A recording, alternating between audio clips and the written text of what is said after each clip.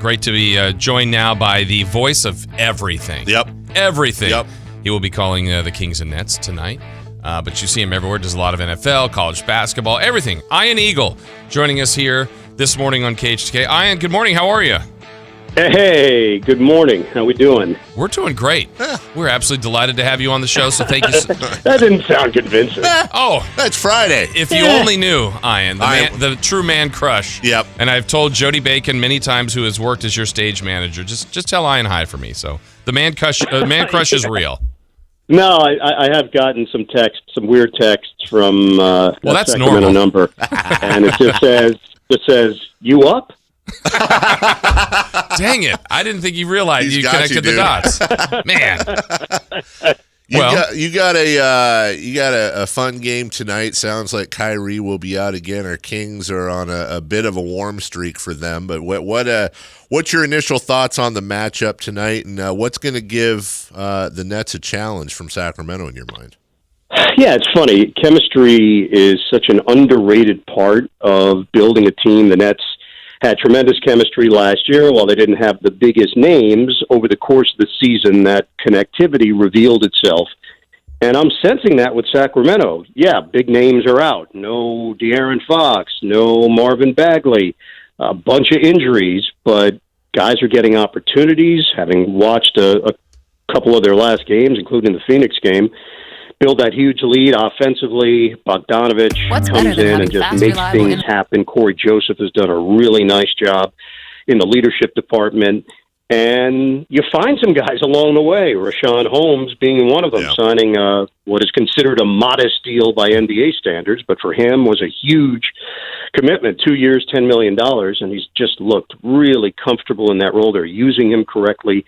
So I almost think the Nets are taking on a version of themselves from last year, and people are starting to take notice at what the Kings are all about, and Luke Walton obviously has instilled something very early in this group that has led to early season success. So the way you laid that out, Ian, I'm curious what the fan base in Brooklyn thought would be the expectations for this year, because you were right. Last year, that team found something as a group. The cohesiveness, the chemistry was there. They made the playoffs. But you did add the names of Kyrie Irving, and we know Kevin Durant won't be there for the season. So what is this season kind of as the bridge to what they think will be the complete Nets team next year? What are the expectations for this season?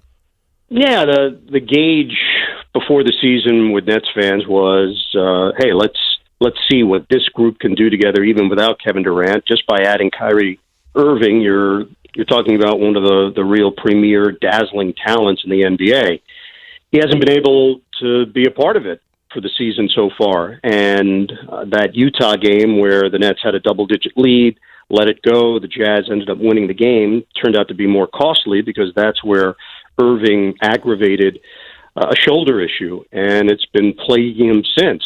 Last game against Charlotte, got it going offensively. I think there was a feeling that maybe other guys realized you can't just stand around and watch Kyrie Irving operate. You're going to have to go out and get it done. They got the ball inside. Jarrett Allen, DeAndre Jordan by far had their best games combination-wise in that position.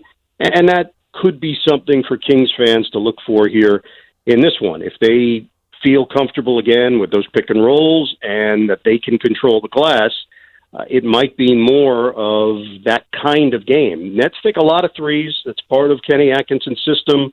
If they're going down, it's fun basketball. If it's not, it can be very frustrating. The expectation level was that this team would be a playoff team this year, certainly, and with the hope that Kevin Durant is back for next year and looking like the old Kevin Durant, that they might get themselves into that next part of the conversation, which would mean vying for an NBA championship. That's what's on the board for Brooklyn. That's why they made these moves. That's why they swung for the fences. That's why they created all this cap space. And now you have to actually go see it play out on the court. Voice of the Nets and so much more, Ian Eagle joining us right now. One thing I really enjoyed about the Nets last year, and this year too, is guys like Spencer Dinwiddie, guys like Joe Harris and Jarrett Allen. Allen's the only one who was a first-round pick, and he was in the 20s, if I remember. Both the other guys, second-round picks. And Dinwiddie in particular caught my eye. He just seems, I'm sure you're not going to disagree with me here, but he just truly seems like a joy to watch, and for your job, a joy to call as well. Yeah, fun player, is a self-made man. He's a guy that got dropped down to the second round because of an injury at Colorado, and teams just shied away. They didn't know if Spencer was ever going to be the same player. Torn ACL in 2014.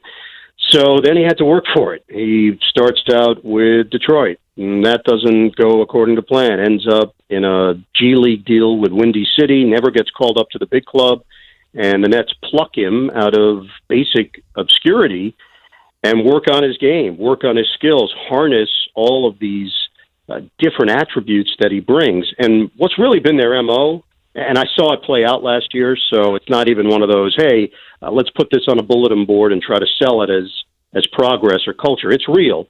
Improvement. The way Spencer Dinwiddie has gotten better during his time in Brooklyn, the way Joe Harris has improved during his time with the Nets, Jared Allen's improvement from year 1 to year 3.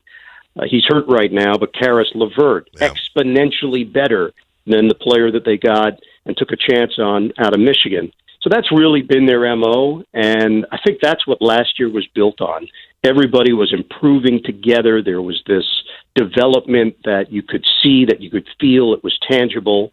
And now this is a different kind of team. When you bring in star players that have done it before elsewhere, adjustments are made. So I think it's a feeling out process still to this point. The Nets are inching closer to 500. This is a big game for them, really big game against a Sacramento team that you guys have seen more than I have. They play really hard, and they're going to put points on the board, so the Nets have to be prepared for it. Ian, what are the dynamics in the New York area? There's been so many years of losing for the Knicks, and now that the Nets have been improved and have added this star power, has there been any kind of shift in fan base there in New York, or is there just too much history involved? Yeah, probably more of the latter. I think they are forming their own bit of younger fans and Brooklyn pride. I've seen that. I've felt that, and that's been building. There was legitimate buzz during this offseason. Obviously, if Kevin Durant was playing right now, it might be a different answer entirely. But I think the biggest thing that the Nets realized, Sean Marks, when he took over as GM, he had no real history with New York and Brooklyn. He came in completely looking at it from an outsider's perspective. And I think he realized, what's the goal here? If he's sitting in meetings and everybody's talking about the Knicks, that's a problem. And he quickly pivoted to, that's not what the final end game is. The final end game is to win a championship. If the final end game is to just win New York, then you're not looking at this the right way. And I really have sensed over the last 3.5 years with Sean Marks at the helm that they've changed their perspective. That, of course, from a business standpoint, you have to worry about the team that's in the same market, but they really have tried to look more globally, and almost similar to what the Clippers and Lakers are going through in L.A. I do think the Clippers with Steve Ballmer realized, yes, of course, you're competing with the Lakers, but you're trying to win the ring. If you're trying to win the ring, it doesn't matter who's playing in your city. If you win the ring, the spoils will come with that. And the Nets have taken on a lot of that mentality as well. With just a couple minutes left, as we're talking to Ian Eagle, voice of the Nets, if anything, is diverse and can answer just about anything. I've had this thing on my mind, Ian. I wanted to ask you in this interview, completely separate from what we've been talking about. I've been having conversations with friends lately about the 80s and 90s college basketball. Everything from the three straight centers at Georgetown, Ewing, Mutombo, Mourning, to those great Leitner, Hurley, Duke teams, UNLV, Larry Johnson, even up to the Fab Five.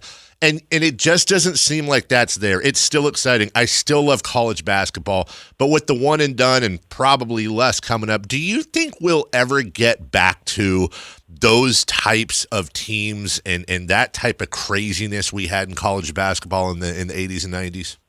No. Yeah. No, it's never going to parallel that. It can't. That was still at a time where players were not thinking about the NBA at the pace that they're thinking about it now. They were thinking about development. They were thinking about college experience and making a mark and leaving a legacy. And that's just not the case anymore. And that's of no fault of theirs. Sure. It's just the world that we're in. We're in a different world. We're in a instant gratification world. And by the way, I don't fault anyone. If they can make big money and there's a chance that someone's going to sign them to that, who are we to stand in their way and say, no, for the sake of college basketball, you got to stick around.